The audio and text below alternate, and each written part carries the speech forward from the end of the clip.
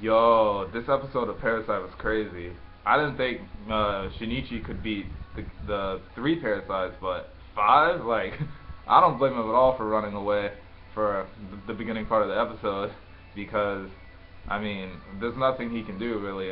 I thought it was kind of funny how when, not funny, but interesting when Miki, the clumsy dude who like when he jumps off cars, he trips and he's clumsy and he hits himself with, or not himself, but he hits his own sights when he was fighting Migi and Shinichi.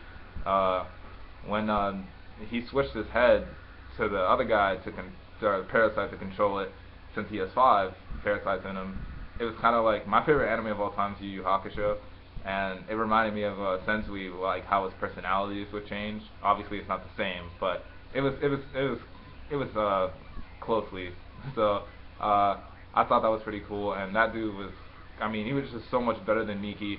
I see why they didn't start off with him, because he definitely probably would have ended, or at least captured Shinichi, because, I mean, he's jumping in all over the forest, and Miki's saying that even monkeys can't do what he's doing, so being in the woods now is becoming a disadvantage, and when they go back to the street and get on that car when Shinichi, or Migi uses his arms to get back to the to pull Shinichi onto the back of the truck, when you see this dude changing his his feet into like some more animal looking kind of feet, and I mean he just catches up to them. The truck driver saying that they were going 60 kilometers per hour.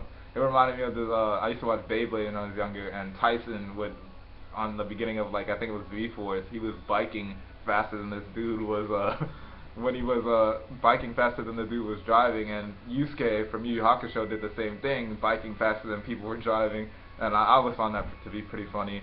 And then thankfully Migi takes control of the wheel from the truck driver with his, with his parasitic body, and then he also takes the money too, which I thought that was pretty smart, to be honest, because I mean, you can't buy things without money. So, and Shinichi definitely needed new clothes because he did stick out too much. And when he called his dad after they were like safe away from the parasite, which, I mean, that dude just he just ate those two guys and took their blood, and I thought that was I felt bad for those guys because they were trying to help him, thinking that he's a normal person, but he's a parasite. But that's a Shinichi calling his dad. I felt really bad. I feel really bad for Shinichi in general because, I mean, he's had pretty much a horrible life in this anime so far, and besides the beginning. But when he calls his dad, I was scared that after he told his dad to like leave the house because the parasite that attacked their mom, or his mom, is going to come back. Obviously we know he killed him, but his dad doesn't know that Shinichi is what he is, whatever Shinichi is. And it was, I felt, for a second I thought that I thought that Shinichi's dad was gonna unfortunately die once he left the house. I thought a parasite was gonna be right there waiting for him.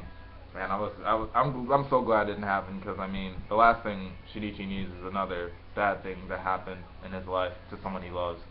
But after that, when he gets that new shirt that says like goof or something on it, we get back to the detective, and I remember I felt bad for him too. Like it just felt bad for a lot of the characters in this anime, because I mean it's there's just, I mean it's such a good anime, but dang, like no one can be happy in this one. But the detective, when he gets back to his apartment, and he finds out that his family's dead, obviously due to parasites. At first I thought he was gonna snitch on Shinichi, which I'm really glad he didn't, because he knows that Shinichi never harmed him.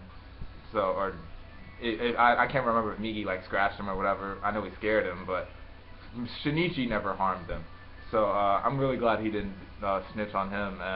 And when he wrote down Tamiya Ryoka and how he was gonna get like revenge and all that, and that when the police told him that he could get his vengeance, I'm kind of like, I understand that his emotions are flaring. Like, who wouldn't? Like, his family was slaughtered by the parasite, and even though they were going after him and he just wasn't there. But it was when he has to like he saw Shinichi fight a parasite, so he even then he said, I'm just a human, I have no chance. You're not human and all that. So I'm trying to. I don't understand. I mean, I get the fact that he's enraged, but he has to know that he doesn't really have a chance against Kamiya. But she's on the now she has him going after her and her own parasite group, because they see when she says that human brain, when they come, like when humans come together with a collective effort, that they would lose the parasites because of the power of the human brain. And they're like, oh, why is she talking like that? Now we gotta go after her. So now she has two groups, and at the end of the episode we see those three parasites go after her, and well, they're cornering her on that street. But we all know that there's no way Tamiya is gonna lose. I mean, it's just not gonna happen. Some way she's gonna either talk them out of it or just slaughter them, because I mean, there's no way Tamiya Roke is dying to those three parasites. We don't even know their names, or if they were mentioned, I don't even remember them. But yeah, I thought it was a really good episode. All the Parasite episodes have been really entertaining, and I never feel like time is just like moving slowly. Like I'll press play, and then all of a sudden it's like 21 minutes, and I'm like, dang, I got a couple seconds left. But I definitely give it an 8 to an 8.5 out of 10. I really enjoyed the episode, and I'm glad that they didn't just give Shinichi some power boost, because that would have been But great episode, and hope you guys have a great day. See ya.